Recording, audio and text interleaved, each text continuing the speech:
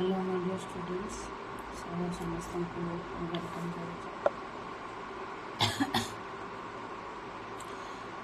ଭଏସ୍ଟା ଟିକେ ଖରାପ ହେଇଯାଇଛି। ଦେଖ ମୁଁ ତୁମମାନଙ୍କୁ ଆଗରୁ ଭିଡ଼ିଓ ଏଥିପାଇଁ ବନାଉଥିଲି ତୁମମାନଙ୍କର ଏକ୍ଜାମ୍ ଅଛି ରାଇଟ୍। ଏକ୍ଜାମ୍ ଥିଲା ଆଜି ବହୁତ ପିଲାଙ୍କର କହିଲା ବେଳକୁ ସବୁ ପିଲାଙ୍କର ଏକ୍ଜାମ୍ ସରିଗଲା। ଆଉ ଖାଲି କ'ଣ ରହିଲା ନା ଲଜିକ୍ ଏକ୍ଜାମ୍ ହେଉଛି ଆଇ ଥିଙ୍କ୍ ଲେଖିନି ଏତେ ମନେ ନାହିଁ। फिर भी देख तुम कौन कर ना मु आगु 2025 क्वेश्चनटा तुम मानक दे दी राइट ये चैनल अपडेट कर दी आज कौन देख ना तुम 2025 क्वेश्चनटा छाड़ी माने माने एमती नुहे कि भर किसी आइडिया न ठीक अच्छे भर आइडिया थी जस्ट टे ओवरव्यू करना जीव किंतु ये जो प्रीवियस ईयर क्वेश्चन रहा जमीक 2024 आनुआल है 2024 रहा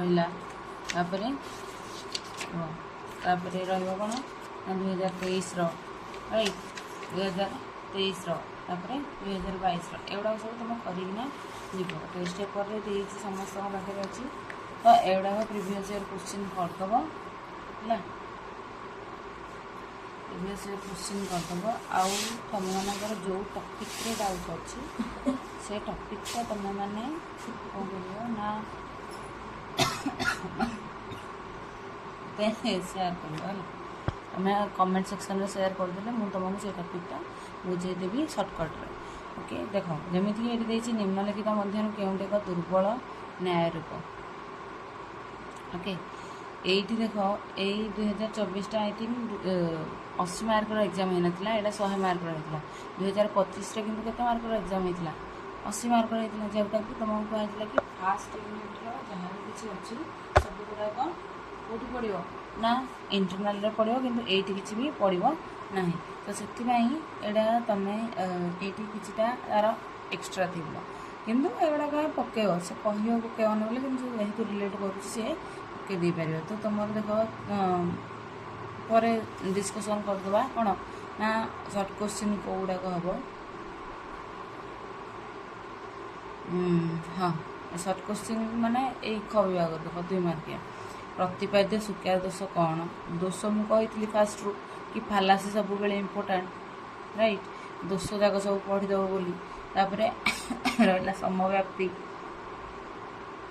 यहाँ देख समव्याप्ति माने ये कौन ना ये हूँ लास्ट यूनिट्र राइट न्यायर प्रत्यक्ष कौन ये भी न्यायर द्विशृंगाक जुक्ति कौन प्रतीकात्मक तर्कशास्त्र कौन वस्तुगत व्यावर्तन कौन वस्तुगत व्यावर्तन आसवन तुम राइट माने यूनिट 1 तो छाड़ कि रूल गुड़ाक छाड़न जो 10टा सिलोजिस्टिक रूल अच्छी कि तुम जो अलग अलग फिगर स्पेशल रूल अच्छी से रूल गुड़ाक छाड़ न कहीं से रिलेट करके पचारदेव आ गए जिन देख कौन ना ये देख समष्टीकरण दोष कौन दोष ताल के पकड़ा 2टा पकड़ा तापर न्याय अनुमान 5टी अवयवर नाम कौन देख है प्रतिज्ञात्मक जो अच्छी तर्कशास्त्रीय स्थिरांक कौन ये हूँ कौन ना सिम्बलिक लॉजिक बा प्रतीकात्मक तर्कशास्त्र राइट तापर सीमित समावर्तन कौन मैं हाथटा गले टिके पेनटा पेंसिल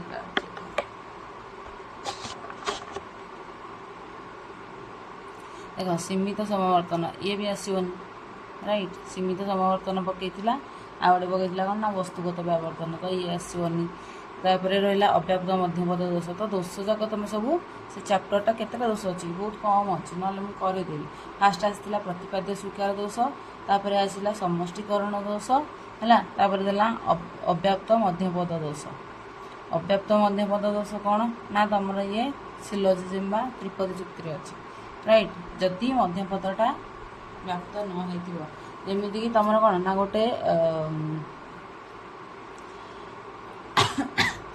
सिलोजिज्म त्रिपदी जुक्ति कौन कौन अच्छी ना फास्ट अच्छी साध्य अवयव राइट तापर अच्छी पक्षावयव तापर तुम बाहर कर कौन ना सिद्धांत राइट तो देख ये जो साध्य अवयव पक्षावयव सिद्धांत रहा गोटे थी उद्देश्य आ गए थी विधेय पुणी गोटे उद्देश्य पुणी गोटे विधेय ता भर कौटा है गोटे कौन ना मिडिल टर्म होती जदि ଯେମିତିକି ଆମର ଫାଷ୍ଟ ଫିଗର ସିମ୍ବଲ କ'ଣ ନା ଏଇଟା, ଇଏ ହେଲା ମଧ୍ୟମ ପଦ, ଇଏ ହେଲା ମଧ୍ୟମ ପଦ, ଇଏ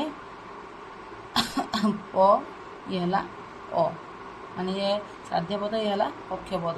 ତ ତାମାନେ ଏଇଠି କ'ଣ, ଏଇଠି ଦେଖ ସେ ସିମ୍ବଲଟାକୁ ଯଦି ତୁମେ ଡ୍ର କରିବ ତାହେଲେ ଏଇଟା ଆଉ ଏଇଟା ହେଲା କ'ଣ ନା ମଧ୍ୟମ ପଦ। ଏଠି ସପୋଜ ଏଇଠି ଅଛି ଆ ତର୍କ ବାକ୍ୟ, ଏଇଠି ଅଛି କ'ଣ ନା ଓ ତର୍କ ବାକ୍ୟ, ରାଇଟ୍। ତାହେଲେ ଏଠି ଦେଖ ଯଦି କ'ଣ ନା ଆ କାହାକୁ ବ୍ୟକ୍ତ କରେ ନା ଆ ତର୍କ ବାକ୍ୟ ବ୍ୟକ୍ତ କରେ ଏଇଟାକୁ, ଓ ବ୍ୟକ୍ତ କରେ କାହାକୁ ନା ଏଇଟାକୁ, ରାଇଟ୍। ତ ତମର ଏଇଠି ମଧ୍ୟ ପଦଟା ବ୍ୟକ୍ତ ହେଇଛି, ସାଧ୍ୟ ଭାବରେ ବି ହେଇଛି, ପକ୍ଷ ଭାବରେ ବି ହେଇଛି, ରାଇଟ୍। ତ ତମେ ଏଇଟା ଯଦି ନ ହେଇଥାନ୍ତା ତାହେଲେ ତମର ପ୍ରୋବ୍ଲେମ୍ ହେଇଥାନ୍ତା। ତାପରେ ଦେଖ ସେକେଣ୍ଡରେ ଏଠି ମଧ୍ୟପଦ, ଆଉ ଏଠି କିଛି କାମ ନାହିଁ ମଧ୍ୟପଦର, କାହିଁକି ନା ଏଇଟା ଅ ପ ରହିବ, ଏଠି ମଧ୍ୟପଦର କିଛି କାମ ନାହିଁ। କିନ୍ତୁ ଯଦି ଏଠି ଆ ତର୍କ ବାକ୍ୟ ଜାଗାରେ ଇ ରହିଥାନ୍ତା, ଆଉ ଗୋଟେ କ'ଣ ନା ଏଠି ରହିଥାନ୍ତା ଆ, ତଳେ ରହିଥାନ୍ତା, ରାଇଟ୍। ଉପରେ ରହିଥାନ୍ତା ଇ, ତଳେ ରହିଥାନ୍ତା ଆ, ଏଇଟା ହେବନି। ଆହୁରି ଗୋଟେ ଜିନିଷରୁ ବି ହେବନି, କ'ଣ ନା ପର୍ଟିକୁଲାର ମେଥଡ଼। ତ ଦେଖ ଇ ତର୍କ ବାକ୍ୟ ବ୍ୟକ୍ତ କରୁଛି କାହାକୁ ନା ନାହିଁ ସେ ଉଦ୍ଦେଶ୍ୟ, ନାହିଁ ବିଧେୟ, ନା ସେ ଉଦ୍ଦେଶ୍ୟକୁ ବ୍ୟକ୍ତ କରିବ, ନାହିଁ ସେ ବିଧେୟକୁ ବ୍ୟକ୍ତ କରିବ, ସେ କାହାକୁ ବ୍ୟକ୍ତ କରିବନି। ତାପରେ ଦେଖ ସେ କାହାକୁ ବି ବ୍ୟକ୍ତ କରିବ ନାହିଁ। ଏଇଟା ହେଉଛି କ'ଣ ପାଇଁ, ଏଇଟା ପାଇଁ ହେଉଛି ଏଇଟା।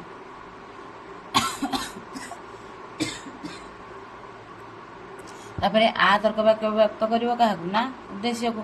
ଯଦି ଏଠି ଇଏ କାହାକୁ ବି ବ୍ୟକ୍ତ କଲାନି, ନା ଇଏ ହେଲା ନା ଇଏ ହେଲା, ଏଠି ଇଏ ହେଲା କେ ଏଠି ତମର ତାହେଲେ ମଧ୍ୟପଦଟା ଥିଲା କେଉଁଠି, ଏଠି ଆଉ ଏଠି, এই ଦୁଇଟା ଯାକ ହେଇନି। ତାପରେ ଏଠୁ ଇଏ ଏପଟେ ହେଇଗଲାଣି ନା ଇଏ ହେଇଛି। ତ ଏଇ ଦୁଇଟା ଯେହେତୁ କେଉଁଟା ବି ହେଲେ ଗୋଟେ ବ୍ୟକ୍ତ ହେଉନି, ଇଏ ହେଲା ଅବ୍ୟକ୍ତ ମଧ୍ୟପଦ ରହିଲା। ଯେହେତୁ ମଧ୍ୟପଦଟା ଆଟଲିଷ୍ଟ ୱାନ୍ସ ବା ଅତି କମ୍ରେ ଥରେ ବ୍ୟକ୍ତ ହେବା କଥା କେଉଁଠି ନା ଏଇ ହେତୁବଚନରେ ସେ ବ୍ୟକ୍ତ ହେଇନି, ସେଇଟାକୁ କହନ୍ତି କ'ଣ ନା ଅବ୍ୟକ୍ତ ମଧ୍ୟପଦ ଦୋଷ। ସେମିତି ଅଲଗା ପାଠ ଗୁଡ଼ାକ ବି ତମେ ଦେଖିବ, ଯେମିତିକି ଆଉ କ'ଣ ଦେଇଛି ନା ଦ୍ୱିତୀୟ ସଂସ୍ଥାନର ସ୍ୱତନ୍ତ୍ର ନିୟମ ଲେଖ, ଏଗୁଡ଼ାକ ତ ଆସିବ ସ୍ପେଶାଲ ସିଲୋଜିଷ୍ଟିକ୍ ରୁଲ୍ ହେଲା, ଏଇଟା ଆସିବ। ତୃତୀୟ ସଂସ୍ଥାନର ବୈଧ ନ୍ୟାୟ ରୂପ ଗୁଡ଼ିକ କ'ଣ, ଏଗୁଡ଼ା ପଚାରିପାରିବ, ସେ ୟୁନିଟ୍ 1ରେ ଆସୁଥିଲେ ବି ସିଓର ପଚାରିବ ହେଲା। ତାପରେ ଦେଖ ନିଷ୍କାମ କର୍ମ କ'ଣ, ତମେ ଭଲସେ ଦେଖ ମାର୍କ କର, ତୁମକୁ ଦିଆହେଇଛି କେତେଟାର ଆନ୍ସର କରିବା ପାଇଁ ନା ସେ ଦେଇଛି କ'ଣ ନା ନିମ୍ନଲିଖିତ ଯେକୌଣସି 11ଟି ପ୍ରଶ୍ନର ଉତ୍ତର ଦିଅ, ରାଇଟ୍। ଏଠି କେତେଟା ଦେଇଛି କି, ଏଠି 15ଟା କି 16ଟା ଓଭର ଦେଇଛି, 15ଟା ଦେଇଛି ଏଇଠି। ଏଇଠି 2 3 4 5 6 7 8 9 10 11 12 13 14 14ଟା ଦେଇଛି। ତ ତୁମେ ଏଇଠୁ 4ଟା ଆରାମସେ ଛାଡ଼ିପାରିବ। ତୁମେ ଏଇଠୁ ପ୍ରତ୍ୟକ୍ଷ କ'ଣ ହେଲା, ଏଇଟା ତ ଦୁଇ ଶୃଙ୍ଗକ ଯୁକ୍ତି ତୁମେ ପଢ଼ିକିନା ଯିବ, ମୁଁ ତୁମ ଆଗରୁ କହିଛି। ତାମାନେ ଦେଖ ପ୍ରତ୍ୟକ୍ଷ, ରାଇଟ୍, ପ୍ରତ୍ୟକ୍ଷ, ତାପରେ ରହିଲା ଆଉ କ'ଣ ପ୍ରତ୍ୟକ୍ଷ ପରେ ନ୍ୟାୟ ଅନୁମାନ, ମାନେ ଦେଖ ଏସବୁ କ'ଣ ନା ସବୁ ତକ ନ୍ୟାୟର। ଇଏ ଗଲା 2ରେ, ତାପରେ ଆଉ ରହିଲା ନିଷ୍କାମ କର୍ମ, ଇଏ ହେଲା ସବୁ କୋଉଥିର ନା ଲାଷ୍ଟ ୟୁନିଟ୍ର। ତୁମେ ମାନେ ଦେଖ ଫାଷ୍ଟ ୟୁନିଟ୍ ତୁମର ଅଲରେଡ଼ି ଇଣ୍ଟରନାଲରେ ସରିଯାଇଛି, ସେକେଣ୍ଡ ୟୁନିଟ୍ରୁ ତୁମେ ଷ୍ଟାର୍ଟ କରିକିନା 3rd 4th ଟୋଟାଲ୍ 3ଟା ୟୁନିଟ୍ ପଢ଼ିବ। ଲାଷ୍ଟ ୟୁନିଟ୍ ଜଷ୍ଟ ଖାଲି ଆଇଡ଼ିଆ ରଖିବ, ଭଲସେ ଘୋଷିବା କିଛି କାମ ନାହିଁ ହେଲା। ତୁମମାନେ ଯେତିକି ବି ବୁଝିଛ, ତୁମେ ଏଇ ନ୍ୟାୟ ହେକାର ତୁମେ ଭଲସେ ବୁଝିପାରିବ ନାହିଁ ହେଲା। ଏଇଟା ଲିମିଟେଡ଼ ଟାଇମ୍ରେ କେବେ ହେଲେ ବୁଝି ହେବନି। ନିଷ୍କାମ କର୍ମ କ'ଣ ନା ନିଷ୍କାମ କର୍ମ, ଦେଖ ନିଷ୍କାମ କର୍ମ ମାନେ ତୁମେ କହିବନି ଯେ ଏଠି କାମ କରିବନି ବୋଲି, ନାଇଁ। ନିଷ୍କାମ କର୍ମ ମାନେ କ'ଣ, କାମ କରିବନି ତାହେଲେ କର୍ମଟା ହେବ କେମିତି? ତାର ମାନେ ହେଉଛି କି ତୁମେ ଗୋଟେ କର୍ମ କରିବ ବା ଗୋଟେ ୱାର୍କ କରିବ ଯେଉଁଥିରେ କିଛି କାମନା ନଥିବ, ମାନେ ବିନା ମାନେ ଫାଇଦାରେ ତୁମେ ସେଟାକୁ କରୁଥିବ, ରାଇଟ୍। ତ ସିଏ ହେଲା ନିଷ୍କାମ କର୍ମ। ଦେଖ ତ ଗଲା ତୁମର ଏଇଟାରେ ତୁମେ ଆରାମସେ ଛାଡ଼ିପାରିବ କ'ଣ ଲାଷ୍ଟ ୟୁନିଟ୍। ନେକ୍ସଟରେ ବି ଦେଖ ସେମିତି କରିପାରିବ। ଦେଖ ନିଷେଧାତ୍ମକ ଦ୍ୱିସଙ୍ଗକ ଯୁକ୍ତି, ଲୋକୋତ୍ତେଜକ ତର୍କ ଦୋଷ। ତର୍କ ଦୋଷଟା ନିହାତି ଭାବରେ ପଢ଼ି ଦେଇଥିବ। ତର୍କ ଦୋଷ ଚାପ୍ଟରକୁ ମୂଳରୁ ଛାଡ଼ିବନି। ଯେଉଁ ଦୁଇ ଶୃଙ୍ଗକ ହେଲା। ଦୁଇ ଶୃଙ୍ଗକକୁ ବି ଜମାରୁ ବି ଛାଡ଼ିବନି। ମନେ ରହିଲା ତ? ଫାଷ୍ଟ ହେଲା କେଉଁଟା ନା ତର୍କ ଦୋଷ, ଆଉ ଗୋଟେ ହେଲା ଦୁଇ ଶୃଙ୍ଗକ। ମୁଁ ସବୁବେଳେ କ୍ଲାସ୍ରେ ବି ବାରମ୍ବାର କୁହେ ପିଲାମାନଙ୍କୁ ଦୁଇ ଶୃଙ୍ଗକ ଏଗୁଡ଼ାକ ହେଉଛି କ'ଣ ନା very very important chapter. Okay, ତ ତର୍କ ଦୋଷରେ ତୁମମାନଙ୍କର ନିହାତି ଭାବରେ ଡାଉଟ୍ ରହୁଥିବ, ଫିର୍ ବି ତୁମମାନେ ମୋତେ ପଚାରିପାରିବ ହେଲା। ତୁମେମାନେ କମେଣ୍ଟ ସେକ୍ସନରେ ଯଦି କହିଦେବ ମୁଁ ତୁମ ପାଇଁ ଆଉ ଥରେ ପଢ଼େଇଦେବି। ମୁଁ ଜାଣିଛି ତୁମମାନେ କେହି କହିବନି, ତୁମମାନେ କହୁନ ବୋଲି ହିଁ ତୁମମାନଙ୍କର ଏତିକି କଥାରେ ରହୁଛି। ତାପରେ ଦେଖ ଆରିଷ୍ଟଟଲଙ୍କର ସର୍ବାସ୍ତି ନାସ୍ତି ସୂତ୍ର, ଏଇଟା ୟୁନିଟ୍ 1ରେ ଷ୍ଟିଲ୍ ଏଇଟା ପଡ଼ିବ, ନାଇଁ ଏଇଟା ୟୁନିଟ୍ 2ରେ ଯାଉଛି। ବ୍ୟବହିତ ଅବ୍ୟବହିତ ଅନୁମାନ, ତାପରେ ରହିଲା କ'ଣ ନା ଏଇଟା ପଡ଼ିବ, କାହିଁକିନା ଏଇଟା ଗୋଟେ ବେସିକ୍ ରାଇଟ୍। ବ୍ୟବହିତ ଅନୁମାନ କ'ଣ, ଅବ୍ୟବହିତ ଅନୁମାନ କ'ଣ, ଇଏ ହେଲା ବେସିକ୍। ଓକେ, ତାପରେ ଦେଖ ଅପାଦାନ ଫଳ କର ସତ୍ୟ ସାରଣୀ ଗଠନ କର, ଇଏ ହେଲା କ'ଣ ନା ପ୍ରତୀକାତ୍ମକ ତର୍କଶାସ୍ତ୍ର। ତାପରେ ହେଲା ତ୍ରିପଦୀ ଯୁକ୍ତିର ନ୍ୟାୟ ରୂପ, ପ୍ରତୀକର ବ୍ୟବହାର, ସ୍ୱାର୍ଥ ଅନୁମାନ ପରାର୍ଥ ଅନୁମାନ, ମାନେ ଅନୁମାନ ଏଗୁଡ଼ାକ ସବୁ ୟୁନିଟ୍ 1ର ଥିଲା, ଏଗୁଡ଼ାକ ନ ଆସିପାରେ, ବାକି ଏଗୁଡ଼ାକ ଆସିବ ହେଲା। ସ୍ୱାର୍ଥ ଅନୁମାନ ପରାର୍ଥ ଅନୁମାନ, ପ୍ରତୀକର ବ୍ୟବହାର ଏଇଟା ଆସିବ। ତ୍ରିପଦୀ ଯୁକ୍ତିର ନ୍ୟାୟ ରୂପ ହେଲେ ଏଇଟା କ'ଣ ଦେଇଛି ନା 6ଟା ଟୋଟାଲ୍ କରିବାର ଅଛି ରାଇଟ୍। ହେଲେ ଏଇଟା କେତେଟା ଦେଇଛି ଭଲସେ ଦେଖ, 1 2 3 4 5 6 7 8 9ଟା ଦେଇଛି, 3ଟା ଏକ୍ସଟ୍ରା ଦେଲାଣି। ତ ତୁମେ ୟା ଭିତରେ 3ଟା ଆରାମସେ ଛାଡ଼ିକି କରିପାରିବ। 2025 କ୍ୱେଶ୍ଚିନ୍ରେ ଦେଖିଥିବ ଏଗୁଡ଼ାକ ନଥିବ ହେଲା। ତ ତୁମମାନଙ୍କୁ ଦେଖ ସେମିତି କିଛି ଦରକାର ପଡ଼ିବ ନାହିଁ। ତାପରେ ଦେଖ ଏଇଠି କ'ଣ ଦେଇଛି ନା 7.5ର ତୁମର ଏଇଟା 8 ମାର୍କର, ହଁ ନା ନାହିଁ? ତ ସେଠି ବି ସେମିତି ଏଇଠି ଦେଇଛି କେତେ 4ଟା କରିବା ପାଇଁ, 4ଟାରେ କେତେଟା କ୍ୱେଶ୍ଚିନ୍ ଦେଇଛି 1 2 3 4 5 6 7 8ଟା କ୍ୱେଶ୍ଚିନ୍ ଦେଇଛି, ପୁରା ଡବଲ୍ କ୍ୱେଶ୍ଚିନ୍ ଅଛି। ତୁମ ଇଚ୍ଛା ଯେତିକି ତୁମେ କରିପାରିବ, ହଁ ନା ନାହିଁ?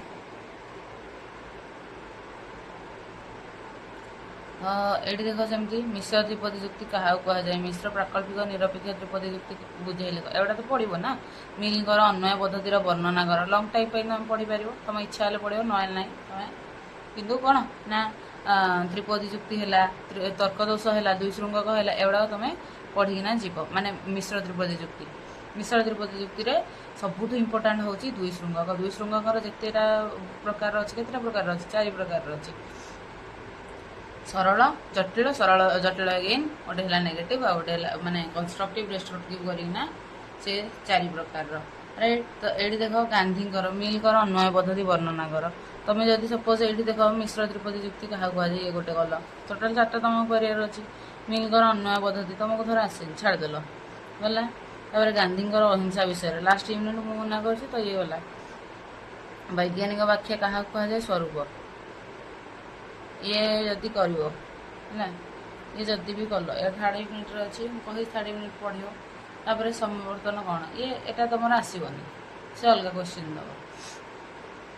ନ୍ୟାୟରୁ ମେ ବି ଦେଇପାରିବ ହେଲା।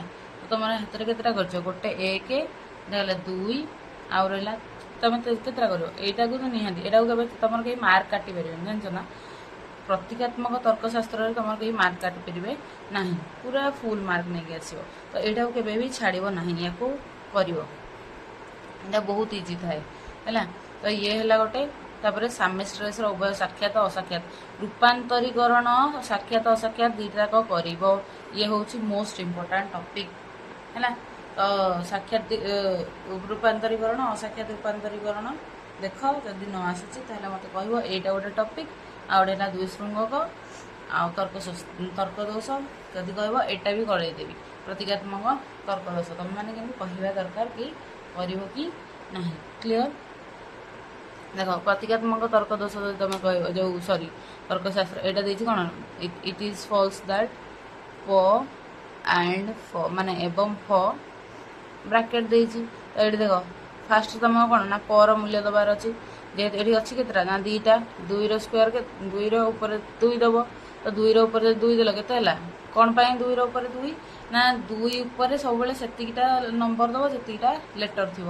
ଏଠି କେତେ ଲେଟର ଅଛି ପ ଆଉ ଫ ଦୁଇଟା ତ 2 ର ସ୍କୋୟାର କଲ ଇକ୍ୱାଲ୍ ଟୁ କେତେ ଆସିଲା 4 ତ ଏଠି 2 ଦେବ ହେଲା ମାନେ 1 1 0 0 ଚାରିଟା ନେବ ଦୁଇଟା 1 ନେବ ଦୁଇଟା 0 ନେବ ପୁଣି ଏଠି ଗୋଟେ 1 ଗୋଟେ 0 ପୁଣି ଗୋଟେ 1 ଗୋଟେ 0 ତ এইটা କ'ଣ ହେବ ନା এইଠି ଏଇଟା ଯେହେତୁ ବ୍ରାକେଟ୍ ଅଛି ଏଇ ହୋଲ୍ର ନେଗେସନ୍ ହେଉଛି ଏଇଟା ତ ତୁମକୁ ଏଇ ଦୁଇଟାରୁ ଏଇଟାକୁ ବାହାର କରିବାର ଅଛି ତାପରେ ଏଇଟା ଯାହା ବି ବାହାରିଲା ଏଇଠି ନେଗେସନ୍ କରିଦେବ ତ ମାନେ ତୁମେ ଜାଣିଛ ଭଲ ଭାବରେ ଏବଂ କେତେବେଳେ ହେବ ଟ୍ରୁ ନା ଯେତେବେଳେ ଦୁଇଟା ଯାକ ସତ୍ୟ ଥିବ ସେତେବେଳେ ସତ୍ୟ ହେବ ମାନେ ଦୁଇଟା ଯାକ 1 1 1 ଅଛି ତ ଏଇଟା ଏଇଠି ଖାଲି 1 ହେବ ମାନେ ଟ୍ରୁ ଟ୍ରୁ ଅଛି ଟ୍ରୁ ହେବ ବାକି ସବୁ ଫଲ୍ସ ହେବ ତିନିଟା ଫଲ୍ସ 1000 ହେଉଛି ତାର ভ্যালু ম্যাট্রিক্স নম্বর বা সূচকাঙ্ক তো সেই হিসাবে এটা উল্টে দেব এটি কেতে হব 0 1 1 1 কোন পাই না এ লা 1 0 0 0 তিনটা 0 ଥିଲା 1 বদଳରେ তার যেহেতু নেগেশন করা হব মানে সতটাকে মিছ করা হব মিছ মানে কোন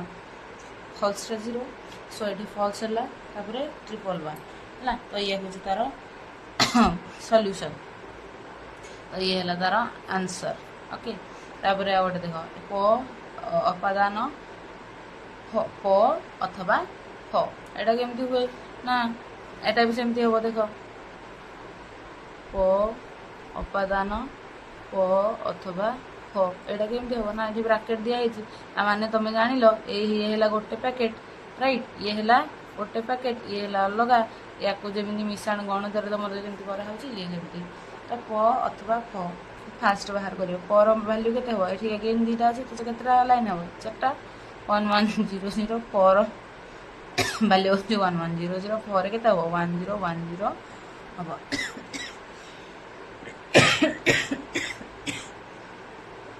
एटा तुम भलसे जान जेते बेले दुईटा जगह फॉल्स हो सेते बेले फॉल्स हो बाकी सब ट्रू हबो तापर एटार वैल्यू तुम जानछ कि जेते बेले प्रथमटा 1 थाई कि सेकेंडटा 0 थियो सेते बेले कोन हबो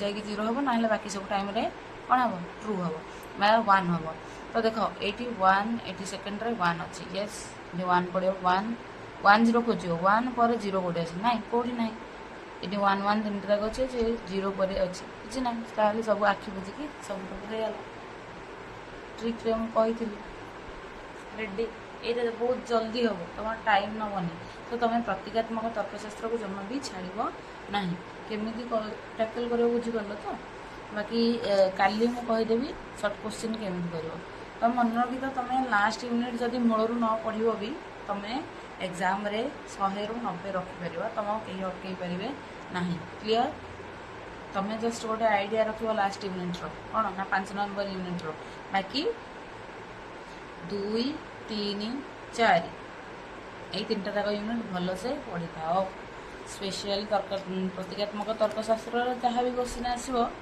भल ही आसो जो दुईटा भी आसो कौन तुमको देख ये 8 मार्क है 8 मार्क तुम 2-3 मिनिट भर यहाँ सरज बुझीपार तो तुम यहाँ कर सो आज ये करुच्ची मत देह भल ना काली आउ थे करदेवी ठीक अच्छे so thank you so much आउ